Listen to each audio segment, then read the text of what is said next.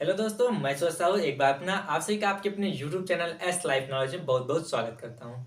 तो दोस्तों, हम पढ़ रहे हैं BA second semester ancient history, जिसमें हमने पिछली 3 क्लासों को जो है डिस्कस कर लिया है आप लोगों के साथ। तो आज की हमारी 4th क्लास होने वाली है, जिसमें हम जानेंगे महाजनपदों की जो राजनीतिक संरचना थी वो किस प्रकार से थी। तो आज हम देखेंगे महाजनपदों की राजनीतिक संरचना। तो चलिए देखते हैं। जनपदों की शासन प्रक्रियाओं में भिन्नता थी।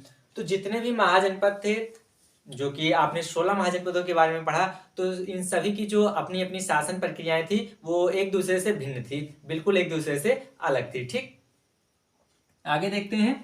तो वज्जी व मल्ल में जहां गणतंत्रात्मक शासन था, वहीं शेष महाजनपदों में राजतंत्र था। तो हमने जो है सेकंड वीडियो में डिस्कस किया था राज्य के प्रकार के बारे में, जहां पर हमने आपको गणतंत्रात्मक राज्य और राजतंत्रात्मक राज्य के बारे में बताया था। तो वहां पर हमने डिस्कस किया था कि वज्जी और मल्ल जो हैं वो आपके गणतंत्रात्मक राज्य हैं। गणतंत्रात्मक राज्य वे होते हैं जहां पर जो है राजा का शासन ना होके संघ अथवा गण का शासन होता है, और राजतंत्रात्मक राज्य के अंतर्गत जो है राजा का शासन होता है। ठीक, तो ये भी आप लोगों को क्लियर हो गया था पिछली वीडियो में। अब देखते हैं जो कि आपके 16 महाजनपद हैं, इनकी दिशा के आधार पर इनकी जो संरचना है, राजनीतिक संरचना है, वो किस प्रकार से थी।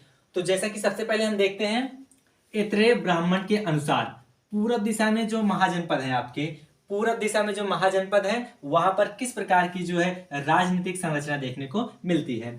तो पूरब में मगध, कलिंग आदि में राजा का जो है सम्राट के रूप में, राजा का सम्राट के रूप में अभिषेक होता था।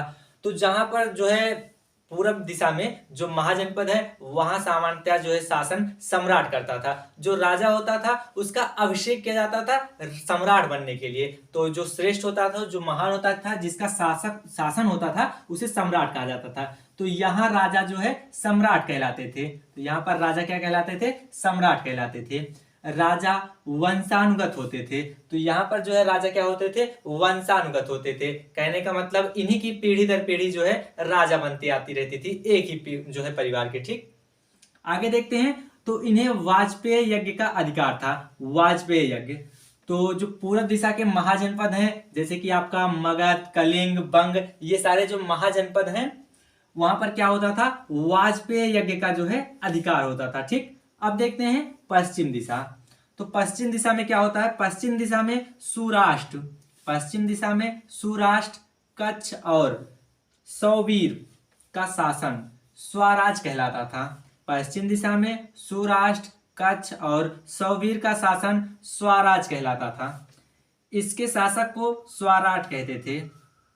शासन जो है वो स्वराज कहलाता था, और जो शासक होता था उसे स्वराष्ट्र कहते थे। ठीक, स्वराट कहते थे, स्वराष्ट्र नहीं, स्वराट। ठीक, आगे देखते हैं। तो यहाँ सभी में राजा सर्वश्रेष्ठ होता था। राजा जो होता था, जो स्वराट होता था, वो क्या होता था? सभी में श्रेष्ठ होता था। इन्हें अश्वमेघ यज्ञ करने का जो है अधिकार होता था। वाजपेय यज्ञ करते थे। जो पूरब दिशा में महाजनपद आपको देखने को मिलते हैं, मगध हो गए आपके और कलिंग हो गए, तो वहां पर जो है वाजपेय यज्ञ, और यहाँ पर क्या होता था? अश्वमेघ यज्ञ। तो पश्चिम दिशा में जो महाजनपद है, इन्हें अश्वमेघ यज्ञ करने का अधिकार था। ठीक, अब डिस्कस करते हैं हम उत्तर दिशा में। तो उत्तर दिशा में हिमालय के परे उत्तर कुरु और उत्तर भद्रों में जो जनपद थे, उनमें वैराज, उनमें क्या होता था? वैराज प्रणाली थी।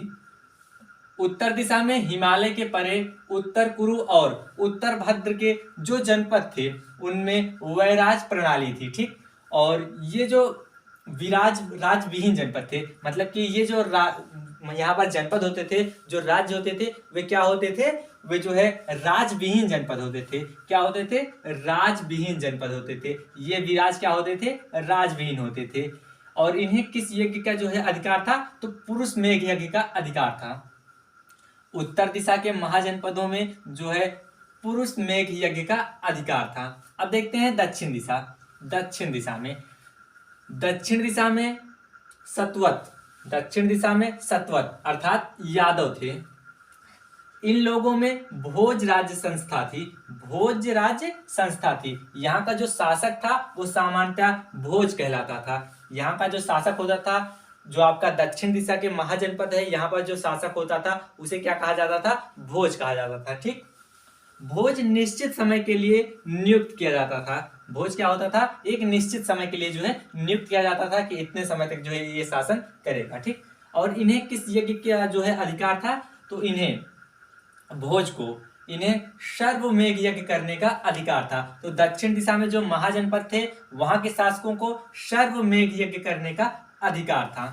अब यहीं पर हम डिस्कस कर लेते हैं मध्य प्रदेश। मध्य प्रदेश जो आपका इन सारी दिशाओं के बीच में पड़ जाएगा, वहां पर जो महाजनपद पाए जाते हैं वहां पर जो है किस प्रकार का जो है शासन की संरचनाएं थी, किस प्रकार का जो है राजनीतिक शासन था, ये देखते हैं। तो मध्य प्रदेश के कुरु, पांचाल, कौशल आदि में, मध्य प्रदेश के कुरु, पांचाल, कौशल आदि में राज्यों के शासक को राजा कहा जाता था। राज्यों के शासक को राजा कहा जाता था।